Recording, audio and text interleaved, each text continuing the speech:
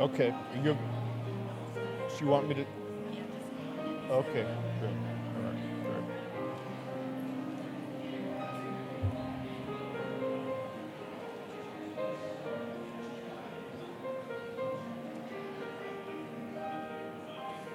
Good. Good afternoon, everyone.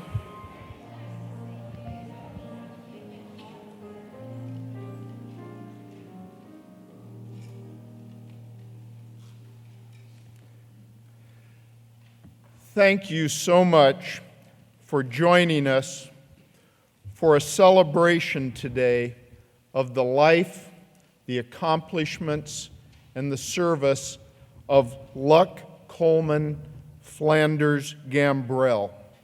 Immediately following the program, the Gambrell family will be receiving guests in the rotunda. Please greet the family and enjoy light refreshments with us at that time. Reverend Benny Brinson, Vice President Emeritus of Student Services for East Georgia State College, will now deliver our invocation. Reverend Brinson.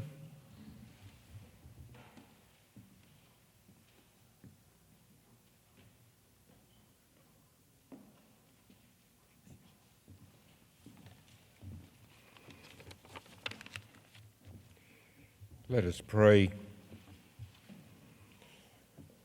Almighty God, the origin of all existence, and here we are again to give to you honor and praise for your grace. We thank you, our Father, for your unconditional love of us, and we who are your favorite handmade creatures. You so stamped upon each of us a divine purpose, and that is that we are to give to you glory, honor, and praise for your giving to us this precious gift of life. And so now we pause at this hour to reflect upon the many activities that your servant Luck Gambrell engaged in while she lived and walked among us. She fulfilled her purpose by rendering to you, our Father, glory, honor, and praise in serving others. Her acts of kindness came from a deep and true labor of love for your neighbors. For us, the time of service was much too short, and yet we understand and honor the rhythm of your ordered flow of this life. Thank you for giving her to us for this season. We so pray now, our Father, that you receive the sower of seeds back into the midst of your eternal presence. And now, our strong and almighty God, we ask that you continue to hold each of us in your love and mercy. And we are so very careful to give you all that we can give, honor and praise. Amen.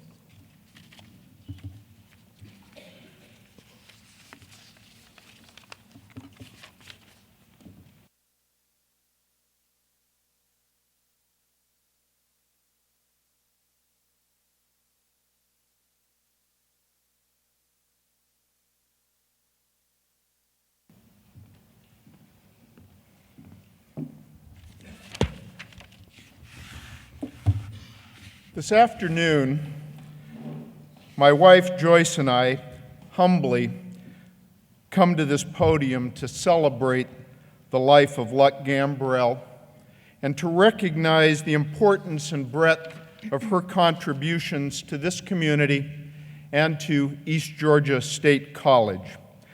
Joyce and I have had the privilege to know Luck Gambrell, Senator David Gambrell, and their wonderful family for only a little more than 3 years. However, this has simply been one of the greatest privileges of our lifetimes. Luck, I know you are listening. Senator Gambrell, Luck, Henry, Alice, Mary, and all the members of the Gambrell family, thank you sincerely for this privilege. David, Mary, Alice, Luck, and Henry. Luck was a special friend to me, and it's a friendship that I cherish. When Bob and I first arrived at East Georgia State College and saw her name on the building where Bob's office would soon be, we knew we were in a good place. Soon thereafter, I'd heard of her gift to the community of giving the land to the college. At our first meeting, I felt as though Luck and I were longtime friends. And I suspect many of you also feel the same way about your friendship with Luck. I feel that we had a special friendship, even though it was only for 3.5 years. We laughed, actually we giggled. We shared our love for pottery. We shared our love for chocolate. We talked about how proud we were of our families. We talked about how special East Georgia College was to her and the community. Luck was my friend, but she was also my role model. She was the wife of a U.S. Senator. She was a loving and proud mother of 4. She was a proud grandmother, and in her own right, a prominently strong and accomplished woman. She taught me not only through our conversations, but through her kind, generous, and gracious actions. As you know better than me, we are all here because of Luck's generosity and her passion.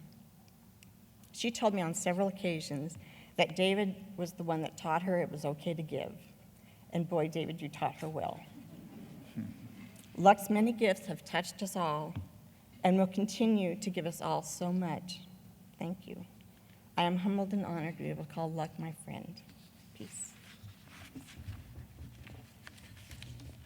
Shortly after coming to East Georgia State College, Joyce and I had the opportunity to spend a wonderful evening with Luck Gambrell and Senator Gambrell in Atlanta at a formal social event sponsored by the University System of Georgia. I suspect that many of you here this afternoon know very well just how challenging it is to get from one side of a large banquet hall to the other when you are with Luck Gambrell. She knew virtually everyone in that room by name and would simply not miss the opportunity to chat with each and every one of them. More importantly, she was genuinely interested in learning how each one of those people was doing. It was immediately apparent that Luck's conversations were not simply those of a sophisticated person with highly developed social skills. She was truly interested in each person and very much wanted to know about their lives. As I overheard bits and pieces of the conversations, there was a common thread. The conversations never focused on Luck. Each conversation focused on the other person. You know the way Luck treated others in that banquet hall that night? I soon came to learn is the way she approached life. The needs of others came first. There was another thing I quickly learned about Luck Gambrell that evening. Please remember that I said at the beginning of the evening she knew virtually everyone in the room by name. There were, of course, a few she did not yet know. And she did not want to miss the opportunity to meet each one of them. This was particularly true of the college students in the room. She wanted to know where they were attending college, why they chose that college, and how they were doing academically. She treated every one of those students with the same level of interest and respect as she taught the most dignified people in the room. Again, this is the way she approached life. When we ultimately made it to the dinner table that evening, Joyce and I soon learned about the importance of family to Luck Gambrell. Senator Gambrell, Luck, Henry, Alice, and Mary, her love for you and her pride in each and every one of you and the other members of your family was immediately apparent.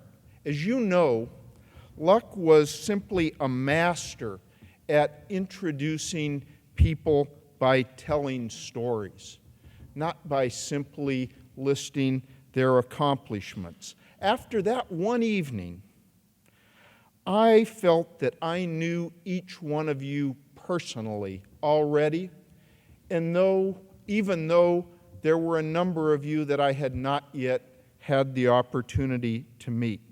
Also, as a result of Luck's thoughtful questions that evening, she knew both of our daughters very well.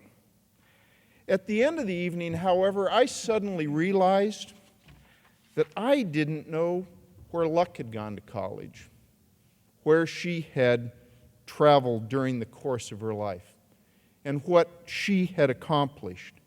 As always, she had deftly focused the conversation the entire evening on the needs of others and the deep love she has for her family. In the years that followed, I had many conversations with Luck by phone and in person. Now, I remember one conversation in particular when I called Luck for advice about the approach to fundraising for the college. I called her shortly after I got onto I-16 just outside of Swainsboro. Now, it was somewhere just south of Atlanta when that conversation ended. During that conversation, I cannot recall one single pessimistic or negative comment. She was filled with optimism about the future of the college, filled with belief in other people, filled with joy. That again was the way Luck approached life, with optimism and with joy. But Luck did not just have an attitude of optimism and joy, she backed it up with action. The reason this college exists is Luck Gambrell.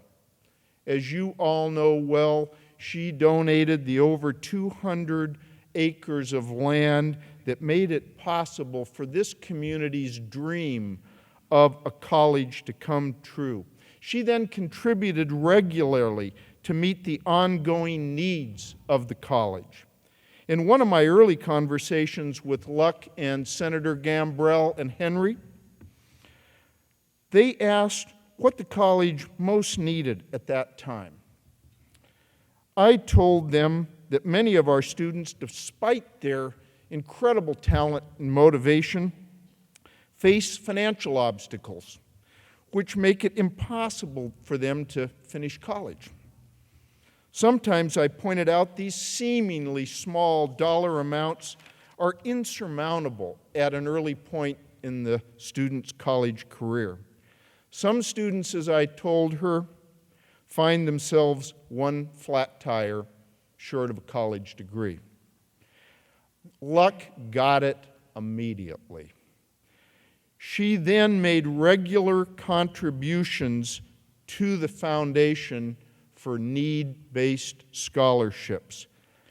This community, this college, and the students whose lives are better because of Luck's vision and philanthropy are never going to forget Luck Gambrell's joyful giving. One of the last times I had the opportunity to spend time with Luck and her family was at another University System of Georgia event in Atlanta. It was this spring. Luck was being honored at that event with one of the highest awards given by the University System of Georgia. Unexpectedly, the week of the event, Luck was hospitalized. But Luck was not going to let some small thing like hospitalization stand in the way of an opportunity to spend time with family and friends. She arrived at the event and immediately began to find a way to make everyone she encountered have a better day. All of the mascots of the various colleges in Georgia were present, and she seemed just as excited to have her picture taken with the East Georgia State College Bobcat as with the Chancellor of the University System of Georgia. Long after most of us had left the event, Luck was finally persuaded to head home. As always, many people had a better day, a more joyful day, because they spent time with Luck that day. Luck, thanks for making life for Joyce and me more joyful.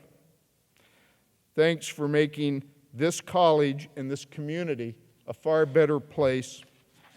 Thanks for making this college possible. We miss you and we love you. Thank you.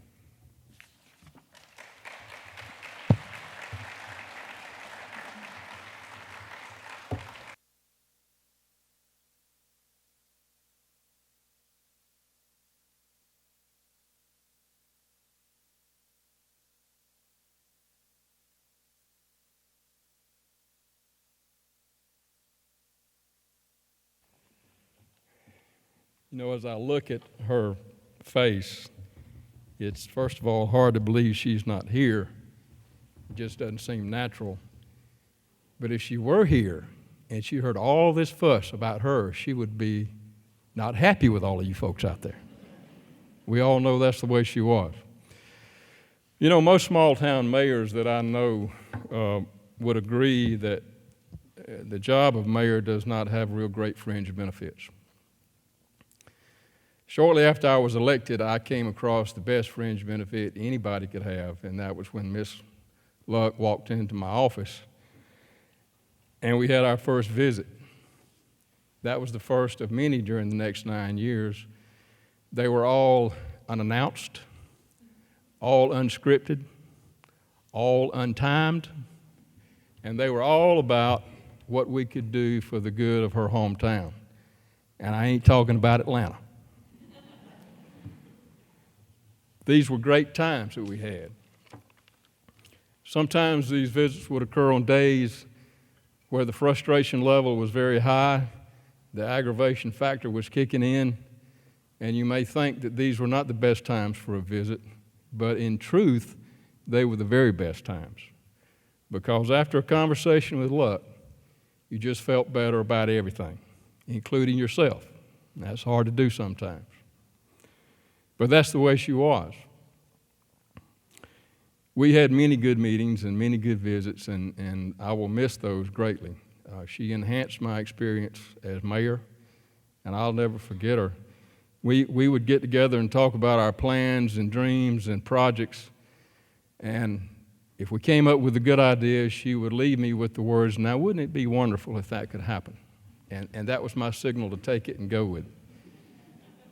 Sometimes I'd suggest an idea that didn't seem to settle quite well, and she would look at me in that wonderful way with that expansive smile, and she would say, "I would love to hear more about that." That would mean it ain't gonna make it. She had the grace and the charm of another time, and when I heard that she had gone,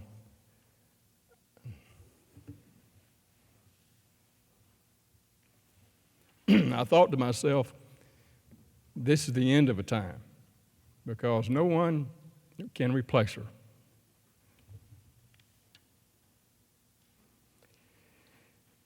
Her name is everywhere in this county. She'll never be forgotten.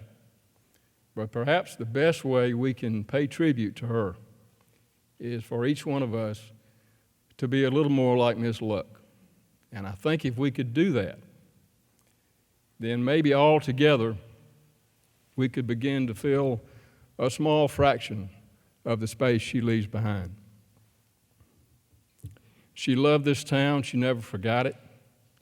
She did wonderful, wonderful things for it. She was a Swainsboro girl who left for a great adventure, had a wonderful life, and now she's back home. And this city will forever be grateful for her life, for what she's meant to so many people for so long a period of time. I will definitely miss you, Luck.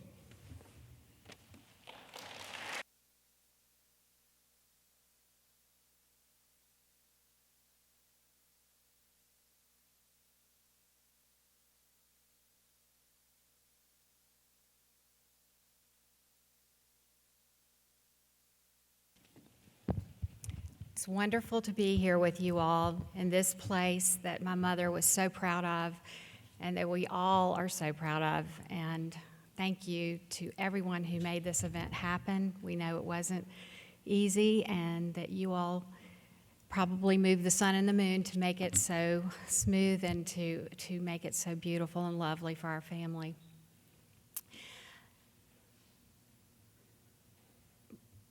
My mother, first of all, I am Little Luck. In case I haven't met you, I will probably always be Little Luck, and my mother was Big Luck, and she probably didn't like it either. But I was the oldest of the 4 siblings, and I'm here today with my brother Henry and my sisters Alice and Mary. Mary's husband Frank and their 2 children, Callum and Duncan, are here as well. And I wish that my children could be here too, but they're here in spirit.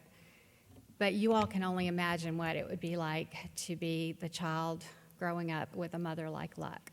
She was everything you would imagine and more. And over the last month, we've gotten lots of mail, lots of cards, letters, phone calls, visits from people that we know very well and people we didn't know at all, giving us all the stories and all the memories and all the feedback about how many things Luck had done to make their lives better, all the encouragement she had given and all the love and all the care and all the financial help and all the phone calls of encouragement, just on and on.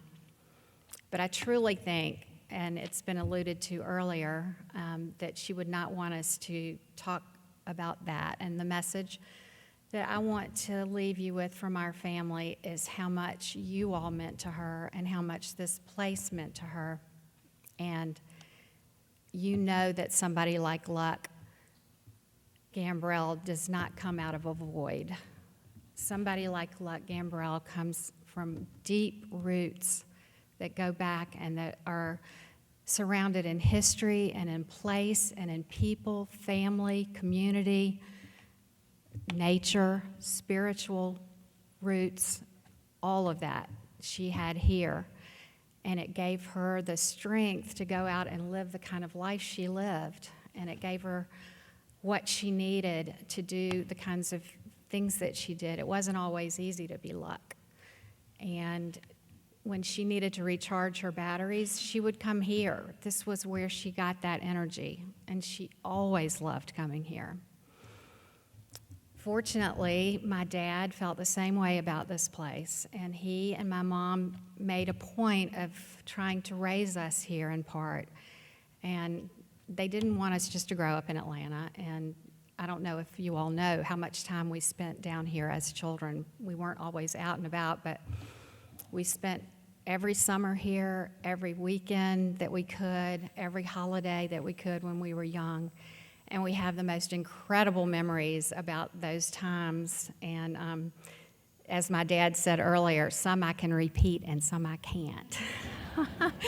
But when I think about the things we did down here for the first time, I think about the first time I ever baited a hook or caught a fish or cleaned a fish or shot a gun or drove a car or looked at the sky and really saw the stars. We learned how to drive down here.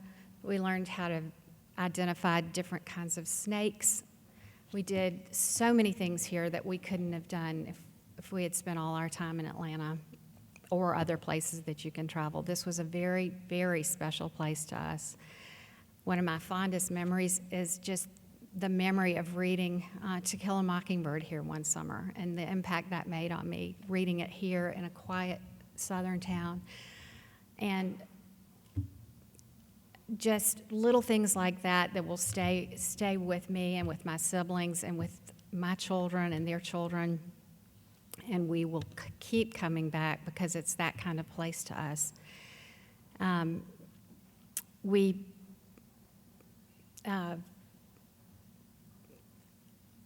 Just as an aside, I think some of you have heard this story, but the last year of my mother's life, she was quite ill. And she would make a comeback and do amazing things, and people couldn't believe she'd ever been sick. But she really spent several very intense periods in the hospital, and we never knew when we might lose her. And she knew, too, that she didn't have long. But she wanted to come back down here one more time, and she made that really clear to us. So we talked about it, but we weren't quite sure how we would do it. And we kind of talked behind her back about planning a trip where we would just surprise her and one day kind of throw her into the car and come down here for a few days. But we didn't want her to have to worry about planning it and calling people that she was coming and that kind of thing. We just wanted it to be easy for her. So we finally, after the last time she was in the hospital, and she did start to feel better, so we decided we were going to try to bring her back down here for one last visit on June the 29th. It was a Monday. And my siblings and my dad had all given us the green light, and we could do it. My dad happened to be in the hospital that day, but he wanted us to do it. And so I called my mom that morning, and I told her that I was coming down from North Carolina to pick her up and that we were going to come down here and spend 3 days. And she did not hesitate. She said, I will get ready. I'll pack my bags. So there's a 6-hour drive that I had to make to pick her up. And I've heard that she packed and repacked her bags, and she changed her outfit 3 times. She was so excited. And on the phone, when I called her from the road, she told me a few things, and I'll never forget some of them. I wish I could remember the whole conversation. I had no idea it would be our last conversation.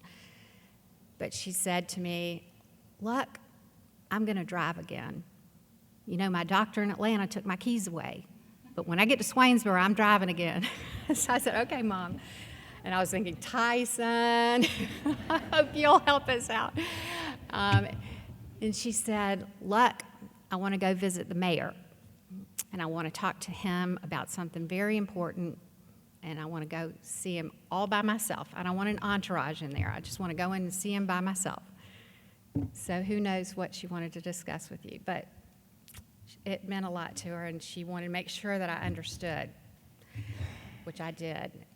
And then she said, "Look, I don't want to take the wheelchair. I don't want people to see me in a wheelchair." And that really wasn't a problem. I thought we would be fine without the wheelchair. We were bringing her nurse with us, and I knew that her nurse would be able to handle a problem if she had any physical problems. So I said, "Mom, that's fine. We won't bring the wheelchair." And she knew exactly what she wanted to do on that very short trip home, and she was so excited about it.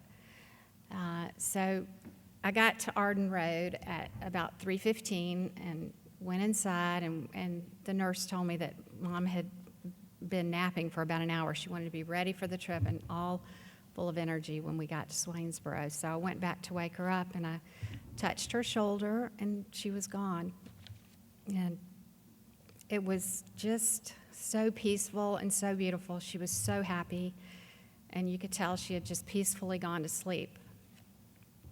She looked adorable. She had on a cute outfit and her sneakers on her feet. She hadn't taken them off to take her nap, and she was going to be ready to go.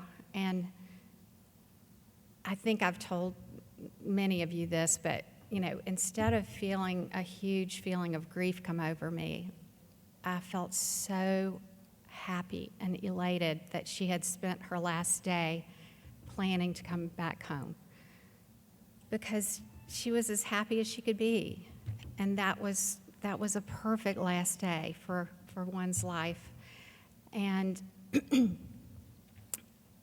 I have still felt that joy. I haven't been able to really grieve yet, because she was just so ready for the next journey, and she was so happy about her last day. So I still hear her voice saying something that I think is very significant, and I want to share it with you. And she shared it with several people in my family and other people that are in this room, but she said, "Luck, I have lived a wonderful life." And she said, "I am one of the luckiest people on this earth." And she really meant that. And I want to acknowledge the part that you all played in that, because you and this community are such a big reason why she had a wonderful life and why she felt so happy about her accomplishments in this life. So thank you so much.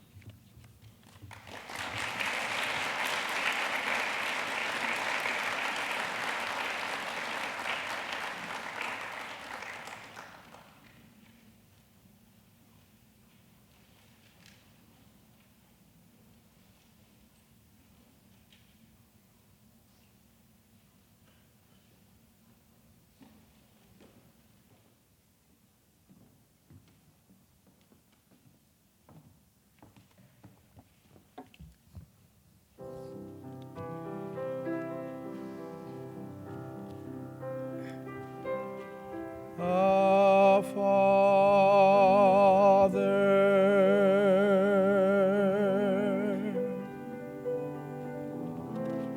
which art in heaven,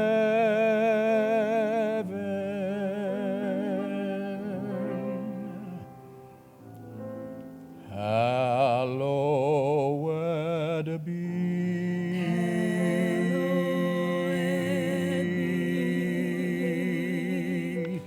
thy name.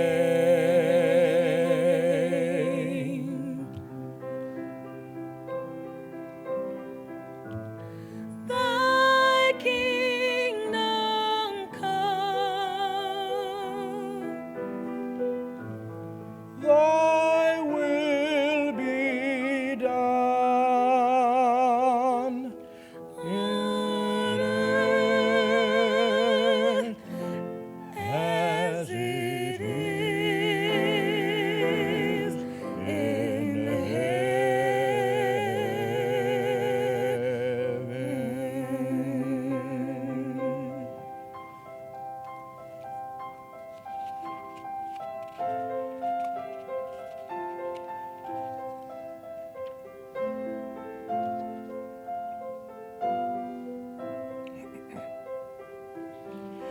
Give us this day our daily bread, and forgive us our debts as we forgive our debtors.